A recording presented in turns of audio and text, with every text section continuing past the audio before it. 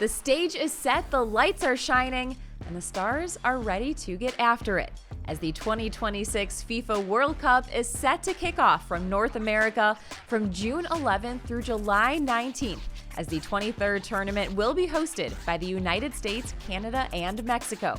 Now, this year's World Cup does feature 48 teams. It's the largest the tournament has ever featured and does include Messi and the defending champions, Argentina, along with some of the powerhouse names like France, Brazil, and England. Now, the format for this year's tournament is going to look like this. The 48 teams will be divided into 12 groups of 4, with the top 2 teams and the best third-place finishers advancing to the newly introduced round of 32. Now, as for the United States, they are co-hosting the tournament for the first time since 1994, as aspirations are very high for this U.S. squad. Let's take a look, though, at how they can advance through group play. They will be in Group D. Friday, June 12th, the U.S. will kick off their tournament against Paraguay. That is at 9 p.m. Eastern from Los Angeles. They will then head up to Seattle on June 19th to take on Australia, and then we'll be back in LA on June 25th.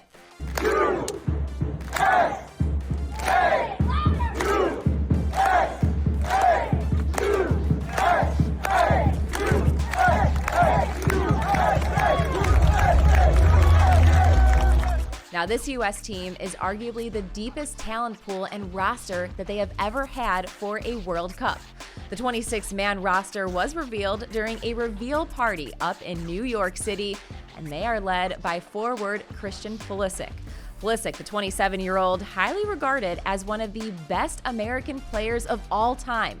Nicknamed Captain America, Pulisic was named to his second World Cup roster as he paces the way for the U.S. His 32 career goals is the most since he was called up a decade ago, as he is also the most experienced player on the squad with 84 career caps. We saw you at an event yesterday. The hype, the crowd, the kids, the amount of people looking around this wonderful venue right now, how excited people are. Is it starting to feel real for you? And then do you have a message for these fans of what to expect from you, but more importantly, this team this summer? Yeah, I mean, it definitely is starting to feel real. I'm so thankful for all this incredible support. Also yesterday, I mean, it really fuels us. So we really appreciate to see you guys showing out. Yeah, I don't know what else to say. I'm just grateful to be here, and I'm grateful to have these people behind us. And obviously, a bit of different expectations when you were going into your first World Cup as opposed to now your second World Cup.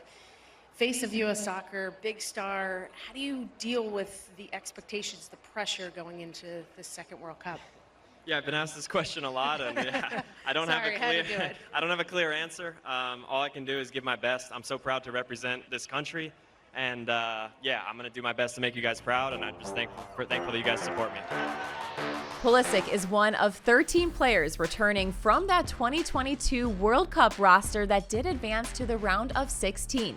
Now, other notable returners include 8 starters from that squad, like Tyler Adams, Matt Turner, and Weston McKennie, who all started every World Cup match for the U.S. 4 years ago.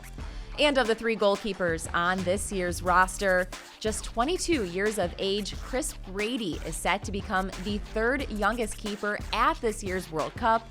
He is also set to become the youngest U.S. goalkeeper in over 35 years. Now, FC Cincinnati defender Miles Robinson also earned a place on this year's team. Robinson became the first active FC Cincinnati player to earn a call-up to the U.S. men's national team for the World Cup. Robinson likely would have made the team 4 years ago, but unfortunately was out due to injury after rupturing his Achilles prior to the tournament. Now, as I mentioned before, the U.S. will be in Group D and are the favorites to advance out of that group. As far as the 11 other groups go, here is a look at some of the favorites to advance from group play. The list includes Mexico, Switzerland, Brazil, Germany, the Netherlands, Belgium, Spain, France, Argentina, Portugal, and England. This is all according to Sports Illustrated. Now, here is also a few notable early group stage matchups to keep an eye on. The June 12th debut, of course, for the United States.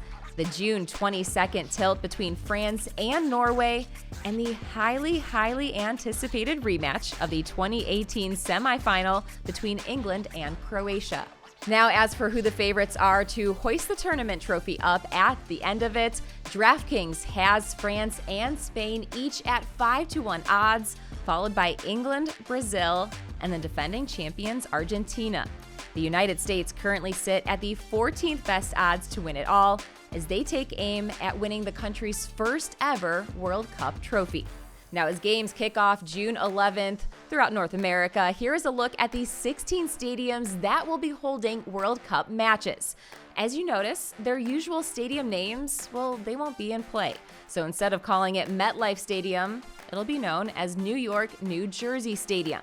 That is going to be the largest capacity of the 16, holding over 78,000 spectators. Now, the smallest stadium on this list, well, that's going to be Toronto Stadium, home to Toronto FC in MLS. That is over just a 44,000 capacity limit. Now, as for AT&T Stadium, or Dallas Stadium, as we will now be calling it for the next 5 or 6 weeks or so, they are going to be utilizing curtains to cover the windows during World Cup matches, a move that maybe Cowboy fans would like to see permanently. If you know, you know, right, NFL fans? Now, one other unique feature we will see during this World Cup is the official game ball by Adidas. That ball is going to need to be charged before every game, but don't worry, the battery life on that is expected to be about 6 hours. Now, the Trianda ball features a 14-gram built-in sensor. It tracks speed, spin, and movement 500 times per second, along with a precise location every single time the ball is touched. Now, the sensors are extremely lightweight, unnoticeable for the players. The 2022 World Cup sensor hung by wires inside of the ball, but this year, those sensors will be part of the ball panels. The data collected by the Trianda is paired with 12 cameras around the stadium that will help track the data and is transmitted live to VAR and will be used to determine goal line technology and offsides calls. Now, we will make sure to keep you updated on everything World Cup-wise, especially once the U.S. kicks off on June 12th as we follow along their tournament play, which we hope is going to be a deep tournament run.